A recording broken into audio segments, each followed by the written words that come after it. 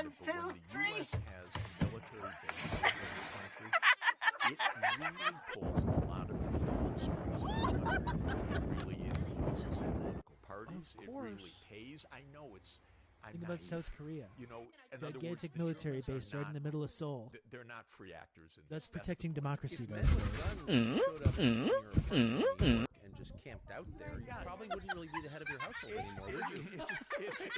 It's probably true, but you know, Tucker's laugh is so unsettling. Patrick Bateman why ass. would the Germans want this? It's the same question of after the U.S. blew up the Nord Stream pipeline. Why would the Germans have said before or after? Why did you do that? Can you This not is bomb our energy economy. infrastructure? But they don't. No. And so they're so I'm subservient. scared of the line. Scary. It's a little hard to understand. Like you said, you know, there are armed people in your house. Maybe that's the bottom line. I've spoken to Don't forget your hat. who have said to me, because it's so shocking. Confidentially, but they don't take us seriously in Washington. And I said, yes. I didn't say it was the bubble over my head speaking to a European leader, but maybe if you pushed a little bit, you would be taken more seriously, not in this way of just defeat. But it was said to me in such a You better be lying. But we're occupying their soldiers and guns. How could we take them seriously? They're our bitch. I mean, honestly. No, I don't know. It's really sad, and it's destroying Ukraine. First point. Laugh. It's destroying Ukraine. It's doing a lot of damage to Europe. It's wasting a lot of lives and money in the United States. The militaries don't count. And almost nobody stands up and talks about it. And your first question, The stuff Zach says about COVID and U.S. involvement in that is wild shit too. Nonsense. It's for people who don't want or don't remember. Zax is a bit of a wild man, honestly. Anything before February 24th, 2022.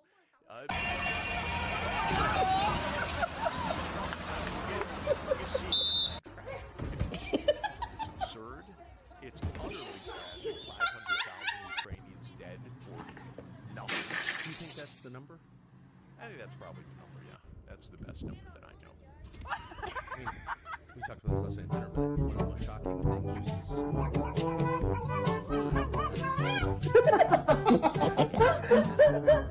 voted to keep this war going with U.S. tax dollars. How many of your beloved Ukrainians have been killed? They have no idea. They have no interest in knowing. And Come on. Oh. And sometimes they say they don't care. No American lives. Yeah. Dick Blumenthal said the same thing, basically. This is a great bargain. No American lives. They But don't. isn't that Someone's evil? I gonna mean, kill it's it certainly is. hypocritical. They're telling us Yes. we're doing this for Ukraine. 2 and 1. Nice and easy. Not for Down. Ukraine. Standard bearers. The exercise is down. Will you kill? So I think Americans think so. I don't think so. Because Hold on, watch Mr. Theo Warren. you got to be some collateral losses. Millions.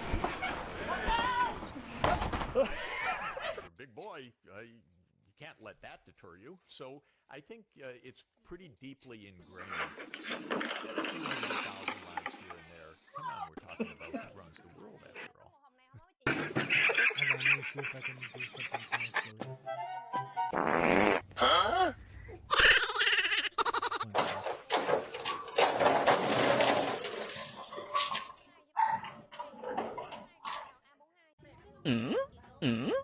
It's like, okay, so stop me. You're gonna have good old Rob to talk you through all this. Do you think maybe we can stop throwing Ukrainians into the meat grinder? Like maybe you claim to care about Ukrainians. Is 500,000 Ukrainians killed now enough? Can you stop this now? Shit. You're up to what's the score? Are you not happy? Or you're only half happy? Nothing to be happy about. You're up too old. Job's not finished. Job finished?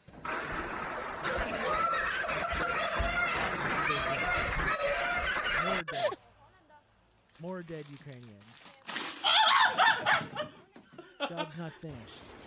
Thank you, Sean. I really appreciate that, Sean. Thank you. Go, go, go, go. Oh, I'm going to have to pivot to doing a call to action pretty soon. I'm almost 3 hours into this thing. This interview is really interesting, though, honestly. It is really interesting. It's really, really dark. I think it's Really careful, not yet. Roger. Just circle back. There we go.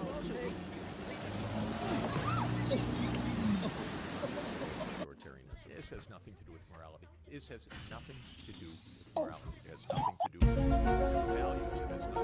It has nothing to do with values. It doesn't even have American interest from what I can see, although it says that they say It's great that for the American defense interests corporations. are at stake. Well, we've spent maybe $7 trillion Great on for the these, weapons contractors.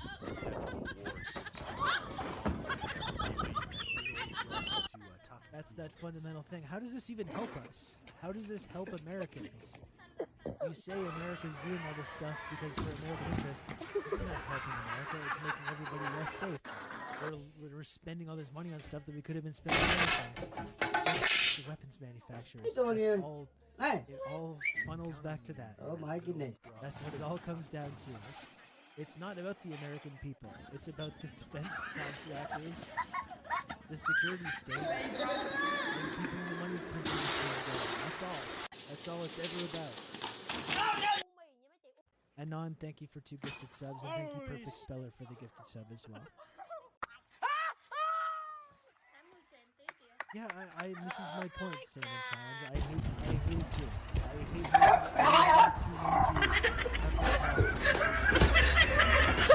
Be perfectly happy for this to be happening anywhere else.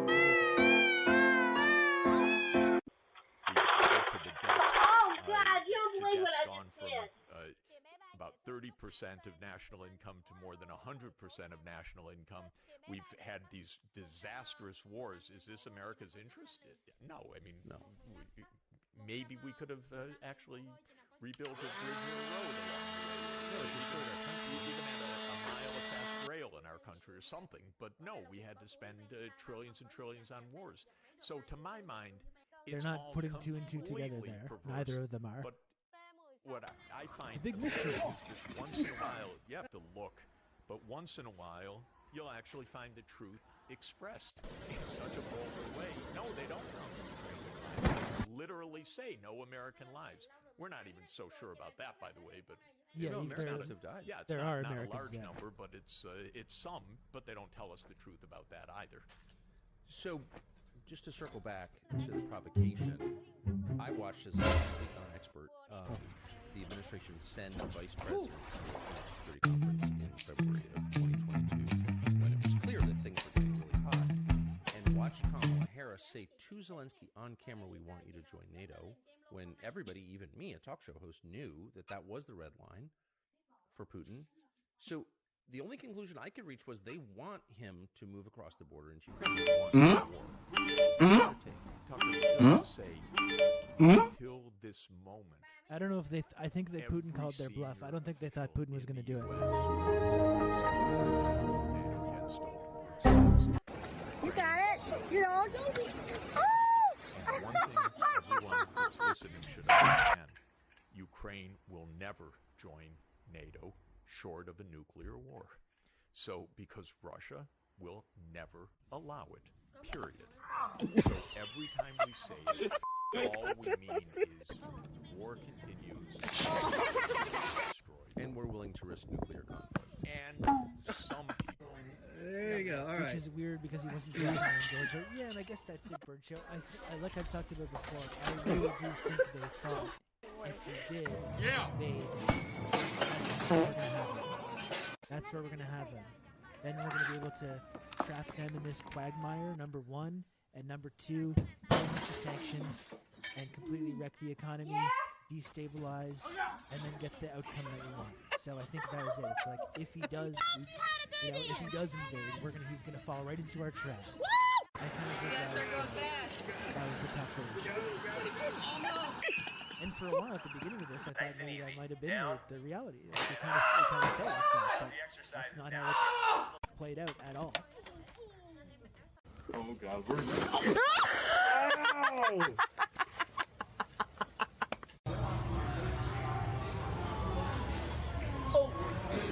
Because that, my resentment gets very high when we reach that level.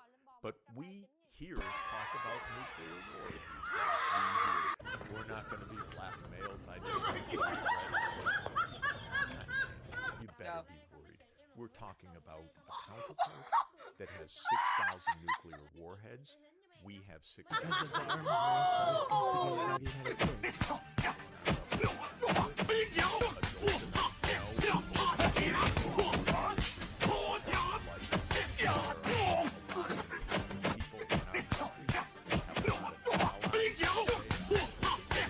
We have a president of Latvia tweeting or Xing or whatever the word is these days. Russia est. In other words, Russia must be destroyed.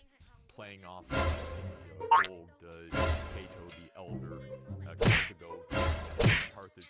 We've burned the big swinging stick for decades. America's political enemies take notes. And Dr. Maggot says, turns out the economy under oligarchies do well under war. And that's kind of an interesting angle to this is that it's kind of seems like, in a couple of cases, that Putin is actually taking this opportunity to get some of these oligarchs more under the thumb of the Russian state than they were previously. Which is kind of an interesting aspect to it as well.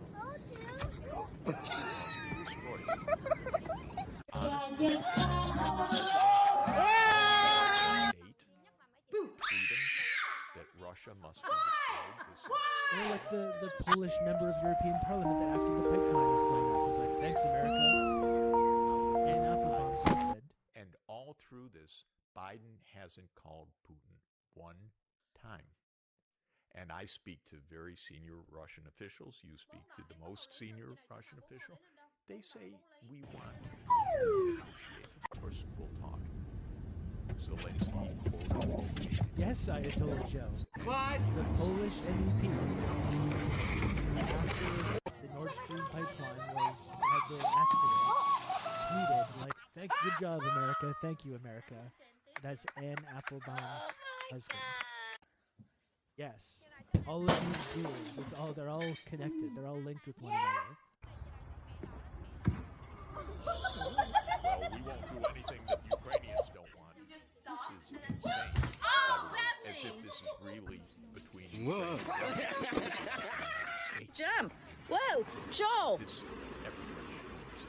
This is no way. This is the U.S. So the ones that need to talk are Biden security. And I keep saying, again just now, I keep saying to Biden, if you want to use my Zoom account, please use it. I'll lend you my phone. You make the call. Start negotiations. I don't like my family being at risk of nuclear war. Why won't they? Because they believed up until now. Now it's just sunk cost fallacy. Because now it was admitting that they lost, which of course that's not in the American psyche. That runs contrary to the American mind. They can't admit that they fucked up. So now they just have to continue escalating it until all of humanity is threatened, rather than just being like, we messed up. We didn't get this one. It didn't work out this time. It's so insane. Oh, wow. I quite believe it now. They believed up until now that they would get their way through bluff or security. Seems to be a trend with U.S. wars. That's why Vietnam went on like 8 years longer than it needed to. They gambled because they were gambling with someone else's lives, someone else's country, and someone else's money, our money, the taxpayers. But they were gambling with their own. But they were gambling. They're not very clever. they gambled wrong all along. Putin said, apparently the gamblers did you want? need your Looking on that board as American NATO forces in Ukraine is somehow existential for the United States as opposed to the region. And I spoke with senior officials all along who just thought Russia will object or can't object or will be pushed aside or will need financial sanctions or will succumb to HIMARS. Just one absolutely naive idea after another. But you might ask me, how can they have such naive ideas? Well, that was my question. Yes. And I'm sorry to put words in your mouth, but I would say, well, I'm old enough to remember Vietnam. I'm old enough to remember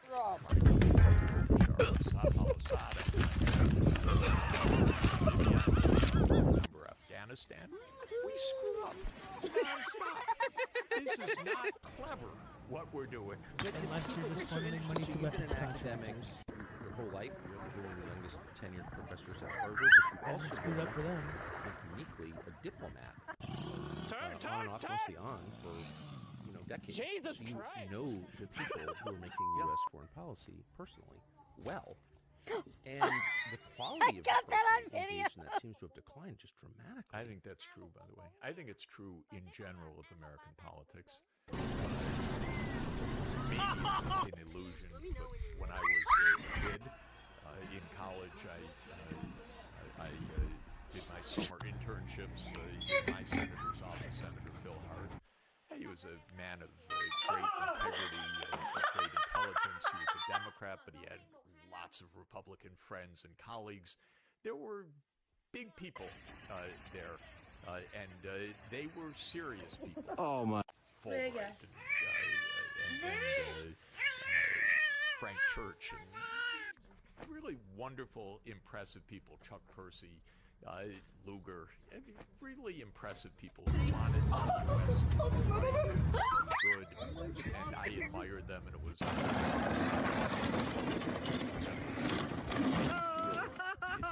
it's not like that. It's really not like that. And I don't see it. I don't see wise people on either side. I hate to say that. I don't think it's offensive. They all seem crazy.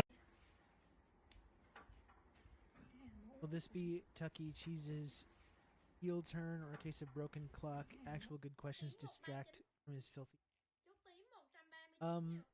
Yeah, it's hard to parse that. He's like, thank God for the chair. Criticism of like militarism, that is a very recent phenomenon. Really, I think it's just opportunism. Ultimately, it's like he knows there's an audience there that is perceptive of his message, and if you can speak to those people, Coming in. reaction as well, where you scapegoat immigrants like he does, scapegoat the homeless, and engage in this kind of like eugenics rhetoric that he often does. He doesn't tend to be conclusions because of any like good principle, any kind of like anti-war principle. Decline. I guess he just views the current people that are making these decisions as being his like ideological.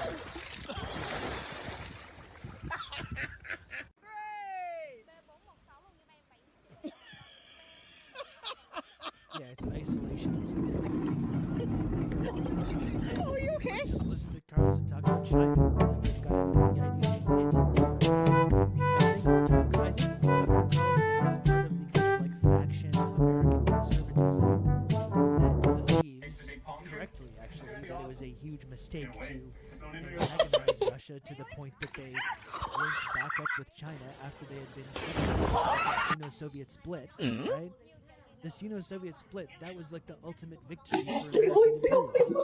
And now because of American belligerence, they've pushed these two powers back together, and people like Tucker Carlson correctly recognize that represents a threat to American interests and American hegemony. And rather than doubling down on trying to continue to antagonize Russia, people like Tucker Carlson want to bring Russia back into the fold so that they can mutually pivot towards China. Unfortunately for these people, that is long gone now, though. That's not going to be happening anymore.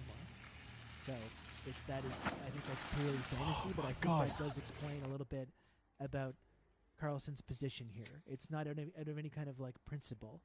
It's because people like Tucker Carlson and some others in the American conservative movement want to have an alliance with Russia because they recognize that Russia and China together is a massive threat to American hegemony, and they're correct in that.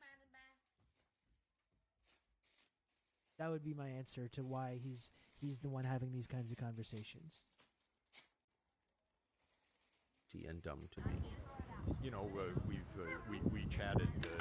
Rand Paul's the only one. Yeah, better invade Mexico. That's how anti-war I am. Yes. And stop the immigration and the drugs. Damn wars, it's putting us at incredible risk.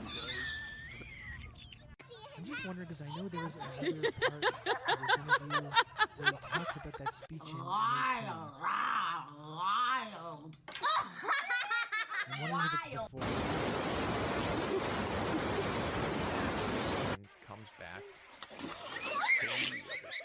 whatever it is, says, NATO's going to enlarge to Ukraine, and the Europeans. Yeah, this is before we started the interview. There's a little bit more context here, and I want to get to that, and then we can stop watching this interview. Repeated so many times in many documents, many statements by the NATO Secretary General, by the U.S. Secretary. Yeah, there's more. We don't look back.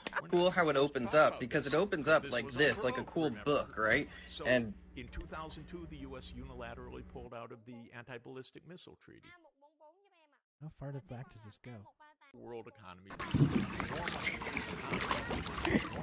society, you, Europe.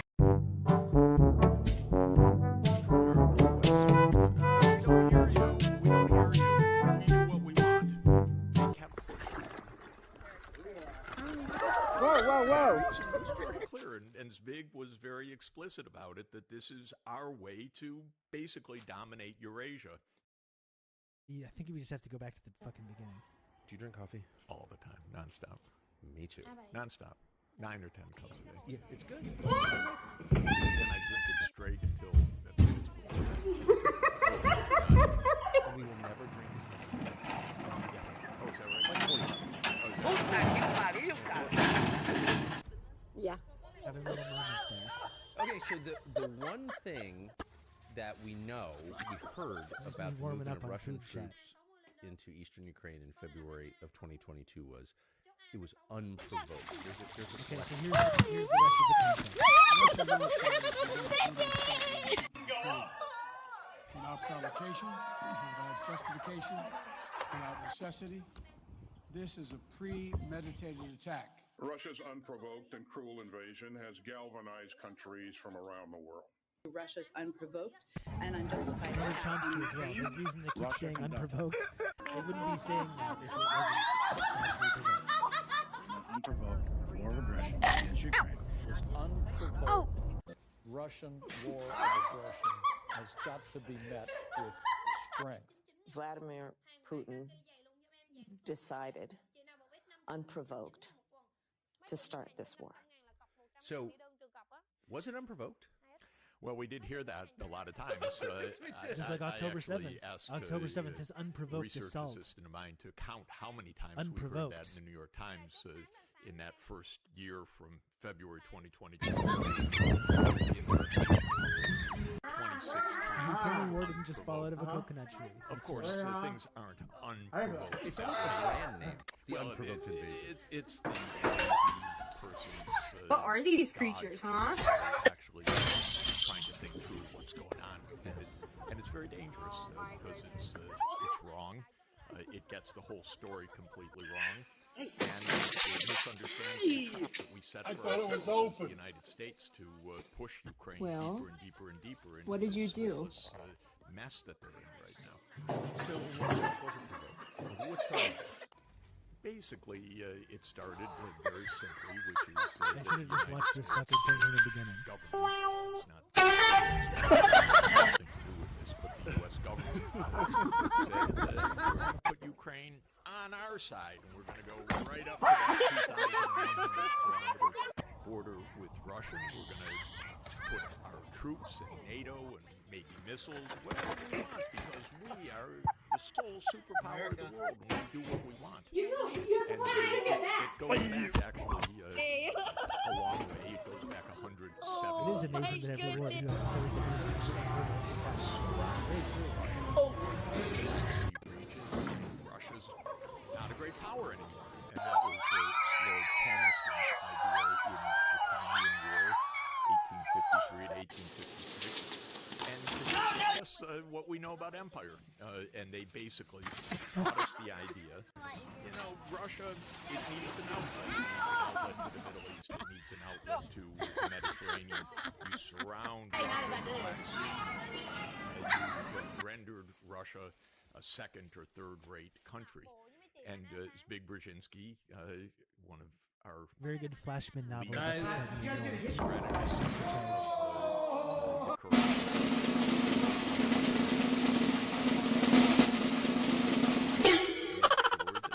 we basically surround Russia. They got this idea that we'll expand NATO so that every country in the world is a NATO country right now. Well, back then, Turkey was a NATO country. But we said, okay, we'll get Romania and Bulgaria. And we'll get Ukraine, and we'll get Georgia. Now, Georgia, Atlanta, Georgia of the Black Sea. We used to call it Yes, Soviet Georgia. It's not NATO North Atlantic. It's way out there on the eastern edge of the Black Sea. But we said, yeah, we'll make Georgia part of NATO too. In the civilization, each country gets super pissed and put armies on their border. It's crazy right now. This is our way to basically dominate Eurasia. Sea region